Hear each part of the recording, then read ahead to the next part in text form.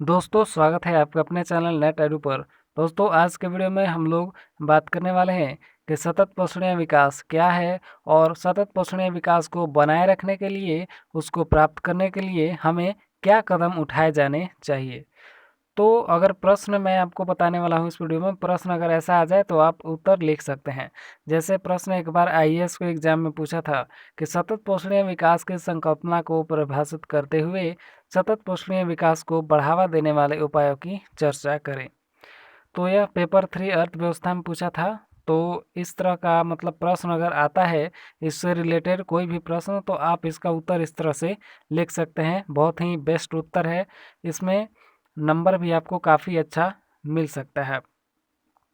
तो देखिए, कुछ अगर रूपरेखा बनाना चाहें उत्तर का तो कुछ इस तरह से बना सकते हैं, लेकिन बनाना कोई ज़रूरी नहीं है। अगर बना देते हैं तो और अच्छा नंबर आ सकते हैं, ठीक है। तो चलिए हम लोग सबसे पहले बात करते हैं कि सतत विकास है क्या।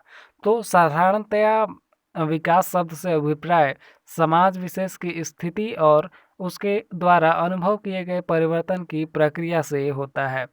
विकास की संकल्पना गतिक है और इस संकल्पना का प्रादुर्भाव 20वीं शताब्दी के उत्तरार्ध में हुआ है। द्वितीय विश्व युद्ध के उपरांत विकास की संकल्पना आर्थिक वृद्धि की पर्याय थी, जिसे सकल राष्ट्रीय उत्पाद, प्रति व्यक्ति आय और प्रति व्यक्ति उपभोग में समय के साथ बढ़ोतरी के रूप में मापा जाता है। 1960 के दशक के अंत में पश्चिमी दुनिया में पर्यावरण संबंधी मुद्दों पर बढ़ती जागरूकता की सामान्य वृद्धि के कारण सतत पोषणीय धारणा का विकास हुआ। विश्व पर्यावरण और विकास आयोग ने सतत पोषणीय विकास की सीधी, सरल और बेहद स्तर पर प्रयुक्त परिभाषा प्रस्तुत की। इसके अनुसार सतत पोषणीय विकास का अर्थ है कि यह एक ऐसा विकास जिसमें भविष्य में आने वाली पीढ़ियों की आवश्यकता पूर्ति को प्रभावित किए बिना वर्तमान पीढ़ी द्वारा अपनी आवश्यकताओं की पूर्ति करना। मतलब भविष्य की पीढ़ियों को बिना नुकसान पहुंचाए, उनके संसाधनों को बिना नुकसान पहुंचाए वर्तमान में संसाधनों का उपयोग करना। ठीक है। एडवर्ड बारबियर ने सतत विकास की परिभाषा बुनियादी स्तर पर गरीबों के जीवन के भौतिक मानकों को ऊंचा उठाने के संदर्भ में दी है, जिसे आय, वास्तविक आय, शैक्षिक सेवाएं, स्वास्थ्य देखभाल, सफाई, जल पूर्ति इत्यादि के रूप में परिमाणात्मक रूप से मापा जा सकता है। अधिक स्पष्ट शब्दों में हम कह सकते हैं कि सतत विकास का लक्ष्य गरीबी की समग्र दरिद्रता को कम करके उन्हें चिरस्थायी व सुरक्षित जीविका निर्वाह साधन प्रदान करना है, जिससे संसाधन अपक्षय, पर्यावरण अपक्षय, सांस्कृतिक विघटन और सामाजिक अस्थिरता न्यूनतम हो। इस अर्थ में सतत विकास का अर्थ उस विकास से है जो सभी की, विशेष रूप से बहुसंख्यक निर्धनों की बुनियादी आवश्यकताओं जैसे रोजगार, भोजन, ऊर्जा, जल, आवास आदि की पूर्ति करे और इन आवश्यकताओं की पूर्ति हेतु कृषि, विनिर्माण, बिजली और सेवाओं की वृद्धि सुनिश्चित करे। काफ़ी प्रभावशाली उत्तर है। तो इस तरह से आप लिखेंगे अगर, तो आपको मतलब पूरे नंबर मिलने के चांस ज़्यादा होते हैं। बुरटलैंड कमीशन ने भावी पीढ़ी को संरक्षित करने पर जोर दिया। यह पर्यावरणविदों के उस तर्क के अनुकूल है जिन्होंने इन बात पर जोर दिया है कि यह हमारा नैतिक दायित्व है कि हम भावी पीढ़ी को एक व्यवस्थित भूमंडल प्रदान करें। दूसरे शब्दों में, वर्तमान पीढ़ी को आगामी पीढ़ी द्वारा एक बेहतर पर्यावरण उत्तराधिकार के रूप में सौंपा जाना चाहिए। वर्तमान पीढ़ी का दायित्व है कि ऐसे नीतियों और तकनीक का संवर्धन करे जो विकास और पर्यावरण के बीच सामंजस्य स्थापित करे तथा प्राकृतिक संपदा का संरक्षण करे। यहाँ तक समझ गए। अब चलिए हम लोग जानते हैं कि सतत पोषणीय विकास को प्राप्त करने के लिए, सतत विकास की प्राप्ति के लिए क्या कदम उठाए जाने की आवश्यकता है।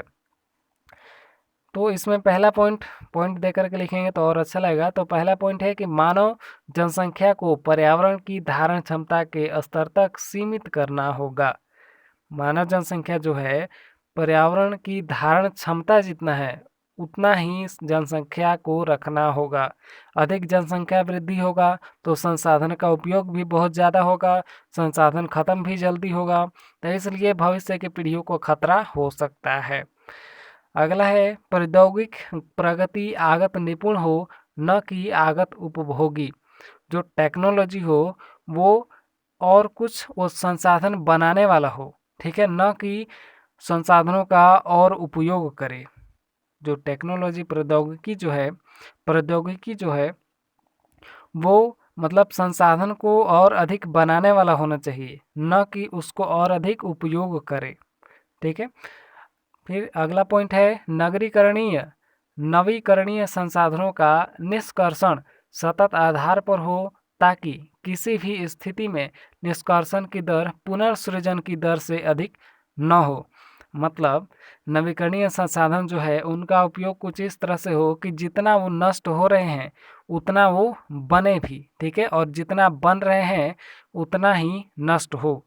जैसे नवीकरणीय संसाधन मान लीजिए कि कुछ इतना बन रहा है, ठीक है, नवीकरणीय संसाधन 1 साल में इतना बन रहा है तो उपयोग भी 1 साल में इतना ही होना चाहिए, ठीक है।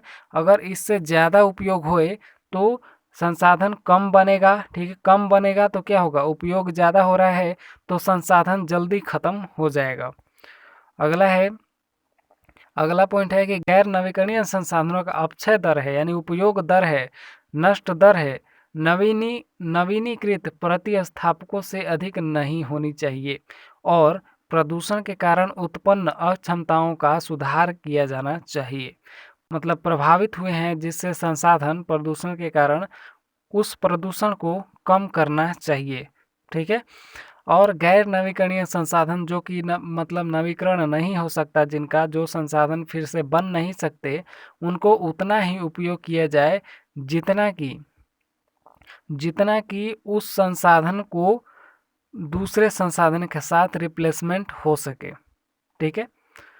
तो यहाँ तक आप समझ गए। अगर समझ में नहीं आया तो कमेंट कर सकते हैं, मैं दूसरे वीडियो में आपको और अच्छे से समझाने की कोशिश करूँगा। कोई डाउट है तो कमेंट कर सकते हैं। तो उम्मीद है आपको यहाँ तक समझ में आया होगा। समझ में आया है तो वीडियो लाइक करें, और चैनल को अभी तक सब्सक्राइब नहीं किए हैं तो सब्सक्राइब ज़रूर करें। मिलते हैं अगले वीडियो में नए टॉपिक के साथ, तब तक के लिए जय हिंद।